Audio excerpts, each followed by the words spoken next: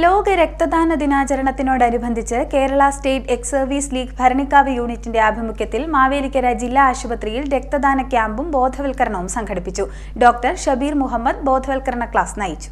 ലോക രക്തദാന ദിനാചരണത്തോടനുബന്ധിച്ച് Kerala state ex services league Bharanikkavu യൂണിറ്റിന്റെ ആഭിമുഖ്യത്തിൽ മാവേലിക്കര ജില്ലാ ആശുപത്രിയിൽ രക്തദാന ക്യാമ്പും ബോധവൽക്കരണവും സംഘടിപ്പിച്ചു.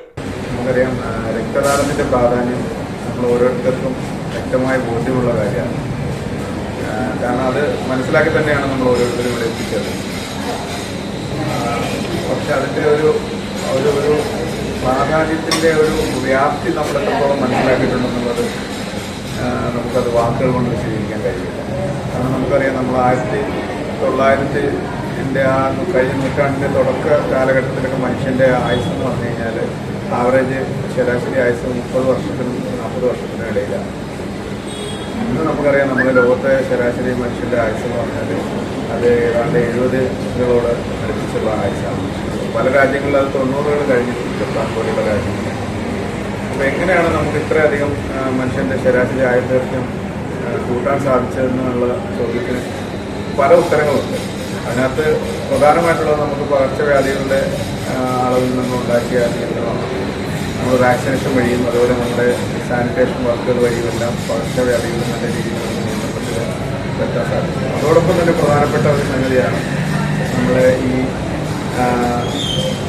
പ്രസവത്തോടനുബന്ധിച്ച് അതുപോലെ തന്നെ ഈ ഇഞ്ചുറികളൊക്കെ ഉണ്ടാകുമ്പോൾ മനുഷ്യർ രക്തം മരണപ്പെടുന്ന ഒരു വലിയൊരു പ്രതിസന്ധി അതിലുണ്ട്. അതിനകത്ത് കൊല്ലപ്പെടുന്ന ഭൂരിഭാഗം ആളുകളും വളരെയധികം യങ്ങായിട്ടുള്ള ആളുകളായി.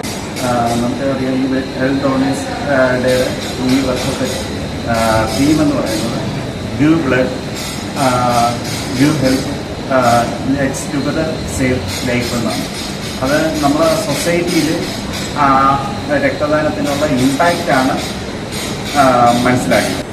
ഡോക്ടർ ഷബീർ മുഹമ്മദ് ബോധവൽക്കരണ ക്ലാസ് നയിച്ചു. ലോക രക്തദാന ദിനത്തോടനുബന്ധിച്ച് ഇത്തരത്തിൽ പരിപാടി സംഘടിപ്പിച്ച Kerala state ex services league Bharanikkavu യൂണിറ്റിന്റെ പ്രവർത്തനം മാതൃകാപരമാണെന്ന് ആശുപത്രി ആർഎംഒ ഡോക്ടർ അരുൺ ഗോകുൽ പറഞ്ഞു. Doctor Diya MS, health inspector Vinod Kumar, blood bank technician Manoj Kumar, laboratory ടെക്നീഷ്യന്മാരായ രേഷ്മ, ആൻസി എന്നിവർ സംസാരിച്ചു. തുടർന്ന് Kerala state ex service league Bharanikkavu unit അംഗങ്ങൾ രക്തദാനം നടത്തി. Unit president V Sivankutty, secretary Rajendran തുടങ്ങിയവർ നേതൃത്വം നൽകി.